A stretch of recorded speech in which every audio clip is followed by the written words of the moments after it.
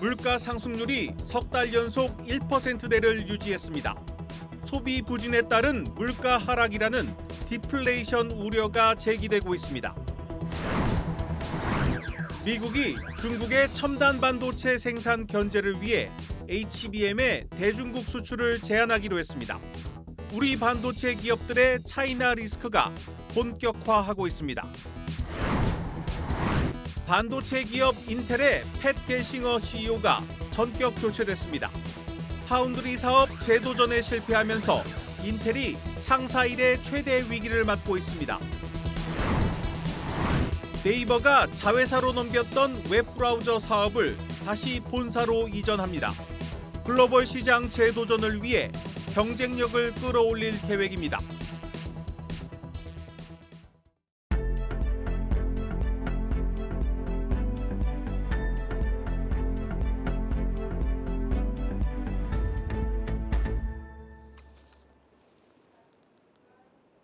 뉴스 플러스 시작합니다. 미국 정부가 중국이 인공지능 개발에 사용하는 첨단 반도체 생산을 견제하기 위해 추가로 대중국 수출 통제를 발표했습니다. 이번에는 고대역 폭메모리 HBM까지 수출 통제 품목에 포함되면서 우리 반도체 기업들도 영향을 받을 것으로 보입니다. 산업부 정재용 기자 나왔습니다. 정 기자, HBM이 미국의 대중국 수출 규제 품목에 오른 건 이번이 처음이죠? 그렇습니다. 이제 현지 시간 2일 미국 상무부가 대중국 수출 통제 품목에 이제 고대역폭 메모리죠, HBM을 추가한다고 밝혔습니다. 네. 업계에서 사실은 이제 4세대 HBM3 이상 수준으로 이제 기준이 정해질 것으로 예상을 했는데 대역폭 밀도가 이제 제곱밀리미터당 기가바이트보다 2기가바이트보다 높은 제품은 모두 통제하기로 했습니다.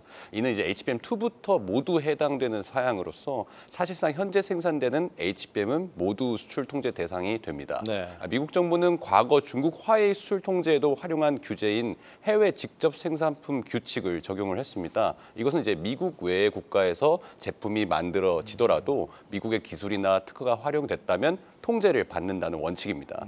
규제는 우리 시간으로 내년 1월 1일부터 적용이 됩니다. 즉 삼성전자와 SK하이닉스는 내년부터 HBM 중국 수출을 위해서 미국 상무부의 허가를 받아야 됩니다.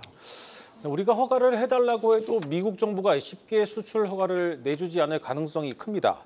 당장 이 중국의 HBM을 파는 이 삼성전자가 걱정입니다. 그렇습니다. 이번 조치는 당장 중국에 직접적으로 HBM을 수출하는 경우에만 이제 해당이 됩니다. 네. 그러니까 패키징 된 후에는 통제되지 않는다는 원칙인데요. 예를 들어 엔비디아가 지금 중국 전용으로 이제 성능을 낮춰서 내놓은 H20 GPU가 있잖아요. 여기에도 네. 이제 삼성전자의 HBM3가 탑재가 됩니다.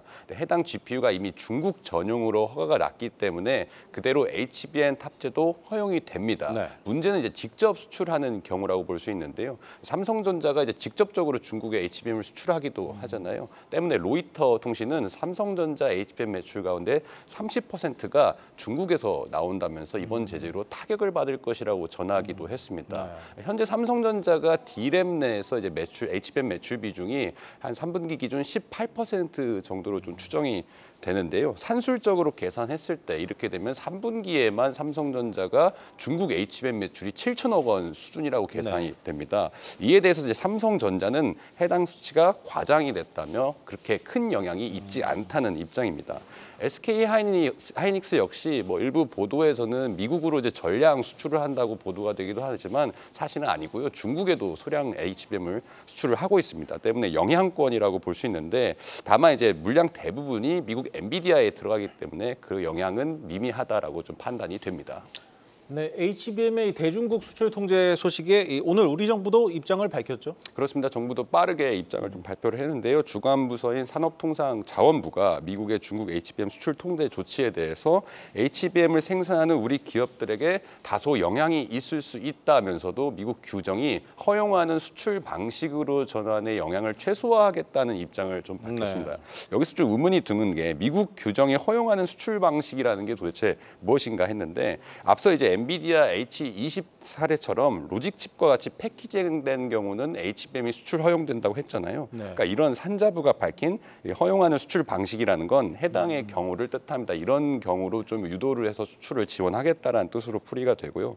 물론 이제 엔비디아와 AMD의 최신 GPU 자체가 중국 수출 금지 대상이기 때문에 고사양 HBM은 여전히 중국 수출길이 막힙니다. 정부는 중국 수출 기업들을 대상으로 설명회를 개최한 한편 미국 정부와도 지속해서 협의를 하겠다는 입장입니다. 네, 미국의 중국 반도체 때리기가 점점 강해지고 있습니다. 그런데 미국이 때리는 만큼 중국의 기술 자립도 속도를 내고 있습니다. 정 기자, 이번 기회로 중국이 직접 HBM을 만들 것이다 이런 관측도 있지 않습니까? 그렇습니다. 앞선 사례들이 사실은 많이 있었죠. 대표적인 게 중국의 화웨이라고 할 수 있겠는데요. 미국의 강한 제재를 받고도 최근에 이제 화웨이가 부활한 게 대표적인 사례라고 볼 수 있습니다. 최근에 화웨이가 이제 신형 스마트폰 메이트 70을 공개를 했는데 운영 체제부터 이제 6나노 기린 9100 AP까지 모두 중국 자체의 기술을 활용해서 네. 만들었습니다. 또 최근에 D램 점유율을 크게 끌어올리면서 이제 범용 반도체 시장 가격 폭락을 만들고 있는 창신 메모리도 HBM을 개발을 하고 있습니다. 올해 2세대인 HBM2 양산에 나선다는 소식이 들리기도 했는데요. HBM2는 사실은 이제 2018년 SK 하이닉스가 양산을 먼저 한 제품이라는 점에서 벌써 한 6년 정도 됐죠. 근데 우리 기업들은 이제 내년에 6세대 HBM4를 준비하고 있으니까 기술 격차가 아직은 크다라고 좀 판단이 되긴 합니다. 네. 또 HBM 기술력이 오를수록 이제 삼성전자와 SK 하이닉스도 준비하고 있는 HBM4에서는 로직 공정이 들어가기 때문에 여기에서는 EUV 장비 같이 초미세 공정을 좀 활용해야 되지만 중국은 ASLM의 EUV 장비를 아예 반입이 안 되기 때문에 기술력 한계도 있을 거라는 분석입니다. 그럼에도 화웨이의 부활을 우리 모두가 예상하지 못했듯이 같은 상황이 다시 발생하지 않으려는 법이 없잖아요. 창신 메모리 HBM2 양산도 사실 업계 예상보다 좀 빠른 속도였다고 좀 분석이 되거든요. 때문에 우리 기업들은 미국의 대중국 수출 통제의 영향이 직접적으로 오는 것도 좀 걱정하는 한편 중국의 반도체 자립도 예의주시해야 하는 그런 입장이 됐습니다. 네, 잘 들었습니다. 산업부 정재홍 기자였습니다.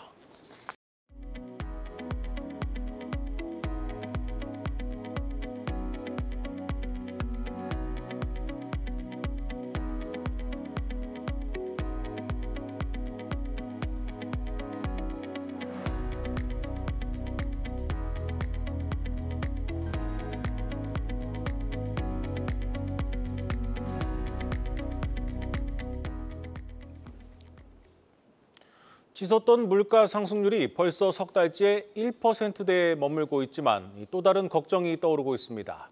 경기 침체로 인한 소비 부진에 따른 물가 하락이라는 디플레이션 우려가 커지고 있습니다. 내수 부진 속에 수출마저 꺾이고 있는 상황입니다. 우리 경제가 장기 불황에 빠질 수 있다는 경고가 나오고 있습니다. 박승환 기자입니다. 지난달 소비자 물가가 1년 전보다 1.5% 오르는 데 그쳤습니다. 올 초 3%를 넘나들던 물가는 하락세를 보이며 석 달 연속 1%대에 머물고 있습니다. 경기 불안 속에 석유류 가격이 떨어지면서 전체 물가를 내렸지만 전반적인 내수 부진의 영향도 컸습니다. 실제로 소매 판매는 지난 2022년 2분기부터 꺾인 이후 10개 분기 연속 줄어들고 있습니다. 소비 심리가 얼어붙은 가운데 저물가 현상이 이어지고 있는 겁니다. 금리를 좀 더 빨리 내리든가 아니면 추경을 하든가 소비 이런 게 계속 침체가 되고 있고요. 설비 투자, 건설 투자 지금 다 마이너스가 나오고 있잖아요. 여기서 수출 경기마저 제 예측대로 내려간다면 이제는 내수를 살릴 수 있는 방법이 없어요. 일각에서는 한국은행이 내년 우리나라 경제 성장률 전망치를 1.9%로 낮춘 상황에서 물가는 내리는데 경제 활동도 위축되는 디플레이션으로 이어질 수 있다는 우려가 나옵니다. 그간 우리 경제를 지탱해오던 수출 경기가 식어가는 가운데 내수가 살아나지 않는다면 장기 불황에 접어들 거란 의미입니다. 이에 대해 정부는 한동안 이어졌던 고물가 현상을 감안하면 최근의 1%대 물가는 정상화 과정이라고 판단합니다. 인플레이션이 잡힌 만큼 실질 소득이 늘면서 소비 촉진의 계기로 작용할 수 있다는 기대입니다. 통화 정책이나 재정 정책을 통해 경기 반등의 계기를 만들어야 한다는 조언이 나오는 가운데 지지부진한 내수 회복을 위한 적극적인 대책이 필요한 모습입니다. 한국경제TV 박승환입니다. 매달 수조 원씩 늘어나던 주요 은행들의 기업 대출 잔액이 올해 들어 처음으로 감소했습니다. 긴축 경영에 들어간 기업들이 투자 축소에 나서면서 대출을 받는 곳들이 줄고 있습니다. 김예원 기자입니다. 지난달 5대 은행의 기업 대출 잔액은 약 829조 6천억 원. 전월보다 7,700억 원 넘게 줄었는데 기업 대출 잔액이 감소한 건 올해 들어 처음입니다.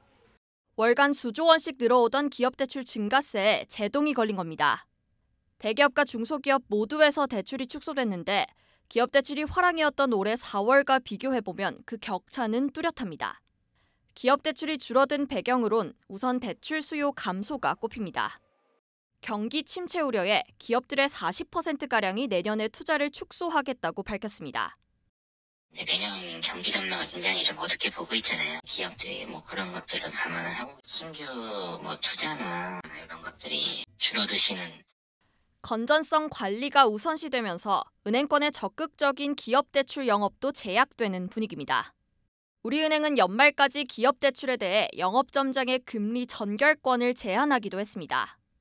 4대 금융지주가 자본 비율 기반 밸류업 계획을 발표하면서 건전성 관리는 더욱 중요해졌습니다. 기업 대출은 가계 대출에 비해 높은 위험 가중치가 적용돼 자본 비율에 미치는 영향이 더욱 큽니다. 이 때문에 은행권이 신용도가 낮거나 위험 가중치가 높은 중소기업이나 개인 사업자 중심으로 대출 문턱을 높이고 있는 겁니다.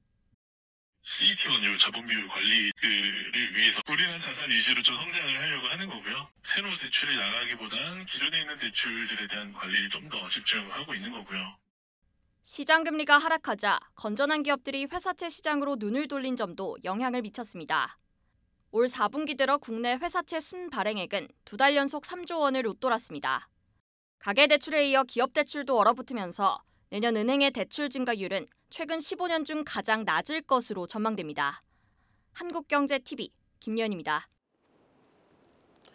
효성화학이 알짜 사업인 특수가스 사업을 계열사인 효성 TNC에 넘기는 방안을 유력하게 검토하고 있습니다. 이번 거래가 성사되면 효성화학은 재무 부담을 크게 줄일 수 있고 알짜 사업도 그룹 내부에 둘 수 있게 됩니다. 고영욱 기자입니다. 효성화학 특수가스 사업부를 계열사인 효성 TNC가 인수하는 방향으로 가닥이 잡혔습니다. 반도체와 디스플레이 세정에 쓰이는 NF3 생산이 주력인 알짜 사업부입니다. 앞서 사모펀드 IMMPE 컨소시엄을 우선 협상 대상자로 선정해 매각 작업을 진행했지만 기업 가치를 두고 입장 차이를 좁히지 못해 거래가 무산된 바 있습니다. 효성그룹 내부에선 제값을 못 받고 외부에 매각할 바에야 내부에 품고 있는 게 낫다는 목소리에 힘이 실리는 분위기입니다. AI 반도체 붐 등으로 인한 실적 반등이 기대되기 때문입니다. 효성화학은 재무구조 개선을 위해 특수가스 사업부 매각이 필요한 상황입니다. 현재 총부채가 3조 2천억 원 규모로 부채 비율이 9,779%에 달하는데 이 가운데 2조 8천억 원이 만기 1년 미만의 유동부채입니다. 만기가 임박한 자금을 차환하기 위해 올 들어 3차례 공모 회사채 발행을 진행했지만 단 한 건의 주문도 들어오지 않았습니다. 업계에서 추정하는 효성화학 특수가스 사업부 가치는 최소 1조 원입니다. 효성 TNC는 현금성 자산 약 1,000억 원을 보유하고 있는데 1조 원 규모의 매출 채권 유동화와 일부 차입 등 구체적인 인수자금 조달 방법을 검토하고 있는 것으로 전해집니다.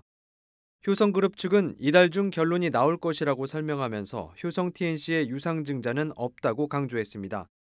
효성화학 특수가스 사업부는 NF3 연생산 능력이 8,000톤으로 세계 3위 수준입니다. 효성 TNC는 스판덱스 생산이 주력인 회사지만 과거 효성그룹 지주사 설립 당시에 주 효성으로부터 중국 취저우 NF3 공장을 넘겨받아 운영하고 있습니다. 양사를 합치면 생산 능력이 세계 2위 수준으로 올라가는 만큼 증권가에서는 시너지를 기대하는 분석이 나옵니다. 한국경제TV 고영욱입니다.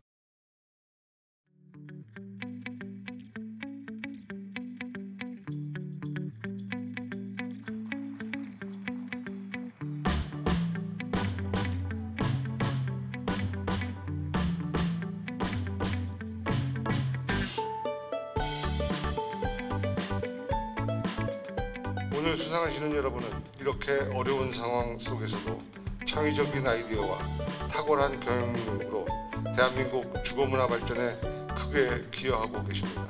앞으로도 여러분께서 대한민국 주택시장과 산업발전에 앞장서 주실 것을 기대합니다.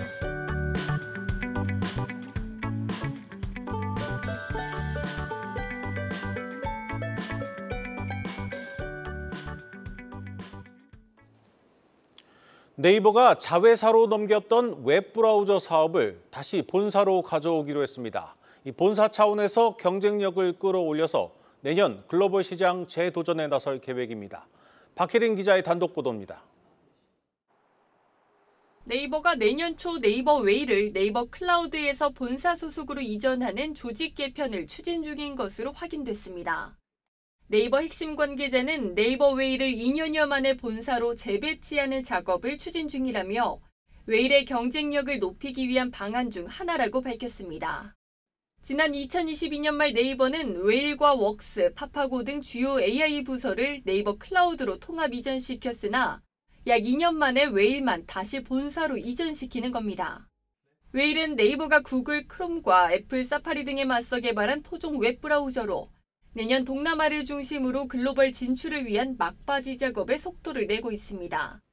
앞서 여러 차례 글로벌 진출을 도전했으나 번번이 고비를 마신 만큼 이번에는 본사 주도로 경쟁력을 끌어올려야 한다는 필요성이 제기된 것으로 전해졌습니다. 네이버 관계자는 기술 개발은 상당 부분 완료됐다며 현 시점에선 클라우드에서 기술 관련 시너지를 내는 것보다 사업화 관점에서 전사 역량을 결집해 최종 완성도를 올리는 것이 효과적일 것으로 판단했다는 설명입니다. IT 업계에선 네이버가 2년 만에 대대적인 조직 개편을 사실상 번복하는 건 글로벌 사업에 대한 고민이 어느 때보다 깊다는 것을 방증한다고 해석합니다.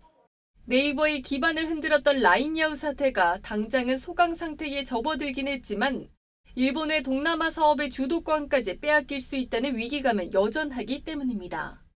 이에 더해 웨일은 단순 브라우저의 기능을 넘어 다른 서비스들과 연결해주는 인프라 역할을 해 주 네이버의 다양한 사업이 해당 국가에 진출할 경우 효과적인 교두보 역할을 할 수 있어 중요도가 더 높아졌다는 평가입니다.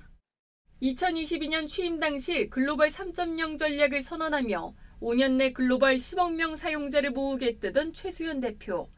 내년 3월 연임 여부가 결정되는 최 대표의 글로벌 역량이 다시 시험대에 올랐습니다. 한국경제TV 박혜린입니다. 공사비 상승과 부동산 PF 위기로 주춤했던 대형 건설사들이 내년부터 본격적인 집 장사에 나서게 됩니다. 특히 이 수익성이 높은 서울에 집중할 것으로 보입니다. 방서우 기자입니다.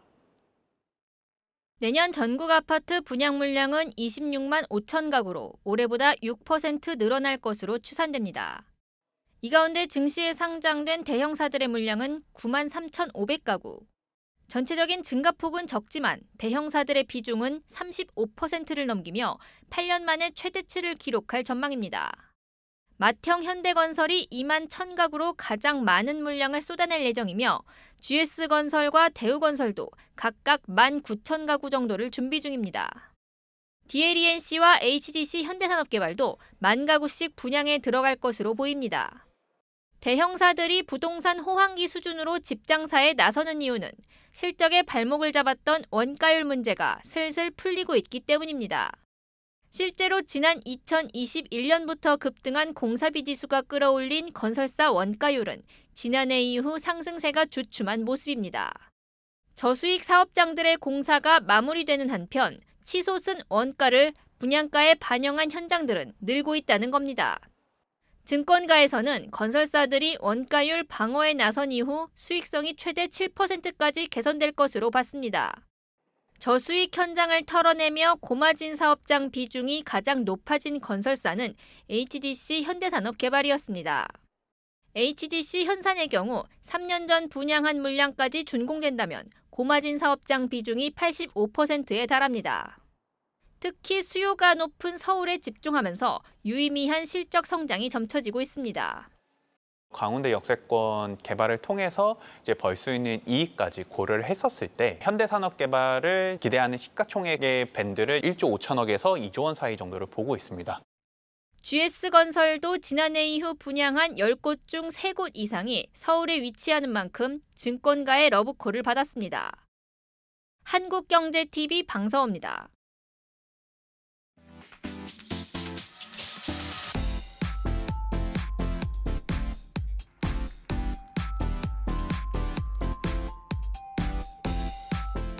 글로벌 기술 패권 경쟁과 보무익주의 확산으로 올해 11월까지 WTO, TBT에 통보된 무역기술 장벽 건수가 4,100건을 넘어서서 역대 최고치를 기록하고 있습니다.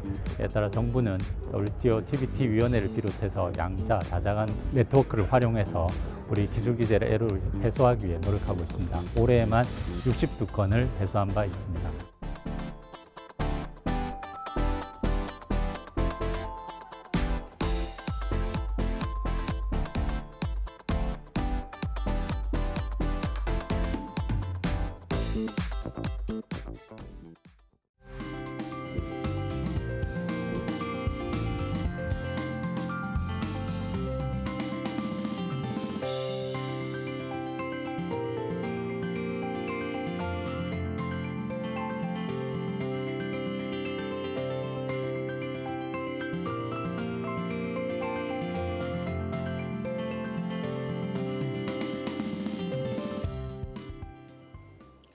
오늘 준비한 뉴스 플러스는 여기까지입니다. 함께해 주신 여러분 고맙습니다.